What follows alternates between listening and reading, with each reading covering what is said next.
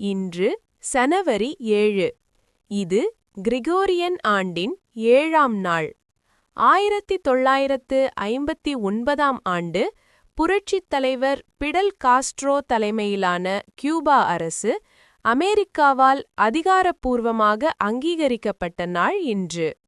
1958ஆம் ஆண்டு வரலாற்றுச் சிறப்புமிக்க கலே நகரம் இங்கிலாந்தின் கட்டுப்பாட்டிலிருந்து பிரான்சின் கட்டுப்பாட்டுக்கு வந்தது. 1985ஆம் ஆண்டு ஜப்பான் தன் முதல் தானியங்கி விண்கலத்தையும் முதல் விண்ணுளவியையும் விண்ணில் ஏவிய நாள் இன்று. பல மொழிகளில் மறக்க முடியாத நடிப்பை வழங்கிய நடிகை சரோஜா தேவி அவர்களின் பிறந்த நாள் இன்று. மேலும் நகைச்சுவையும் சமூக கருத்தும் கலந்து தமிழ் சினிமாவுக்கு புதிய பாதை அமைத்த நடிகர், திரைக்கதையாசிரியர், இயக்குனர் பாக்யராஜ் அவர்களின் பிறந்த நாளும் இன்று.